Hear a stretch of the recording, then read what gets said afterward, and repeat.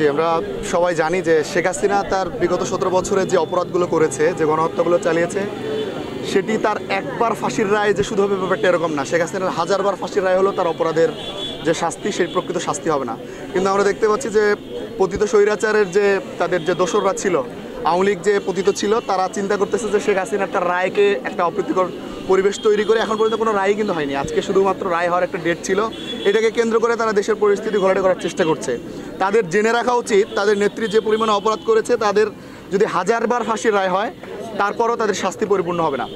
আমরা তাদেরকে সতর্ক করতে চাই, বাংলাদেশের 5ই আগস্ট পরবর্তী বাংলাদেশে রাজনৈতিক বিভিন্ন মতাদর্শ থাকতে পারে, রাজনৈতিক বিভিন্ন আদর্শ থাকতে পারে, বিভিন্ন দ্বন্দ্ব থাকতে পারে, কিন্তু ফ্যাসিস্ট আওয়ামী লীগের ইস্যুতে বাংলাদেশের কোনো রাজনৈতিক দ্বন্দ্ব নাই।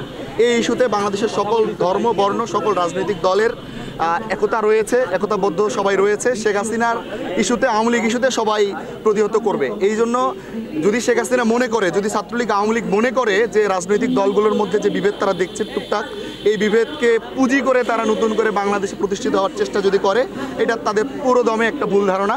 আমরা তাদেরকে সতর্ক করছি যে বাংলাদেশে কখনোই আর শেখ হাসিনার জায়গা হবে না।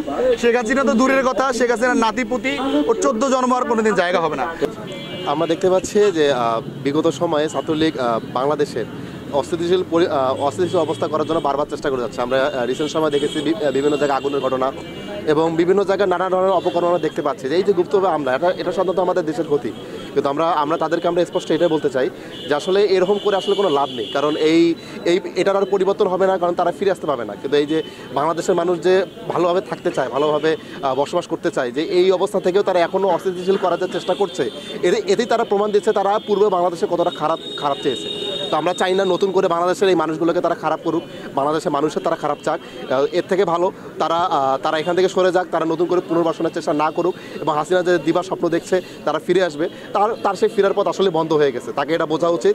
তিনি যে যতটুকু সময় ক্ষমতা ছিলেন বাংলাদেশে, তার যদি ন্যূনতম জ্ঞান থাকে, আশা করি তিনি বুঝতে পারবেন বাংলাদেশে আসার তার সব পথ বন্ধ হয়ে গেছে, এবং বাংলাদেশের মেকানিজমে যারা আছেন তারা এটা বুঝতে পারবেন যে বাংলাদেশের জনগণ মূলত তার ফাঁসি চায়, এবং তাকে হাজারবার হলেও একটিবার হলেও ফাঁসি দিয়ে এই রায় তারা বাস্তবায়ন করবেন। এবং বাংলাদেশের জনগণের প্রত্যাশা এবং শিক্ষার্থীদের যে আশা আকাঙ্ক্ষা, শহীদের রক্তে ভেজা যে বাংলাদেশ, তাদের এই রক্তের মূল্য তারা দেবেন, আমাদের এই প্রত্যাশা।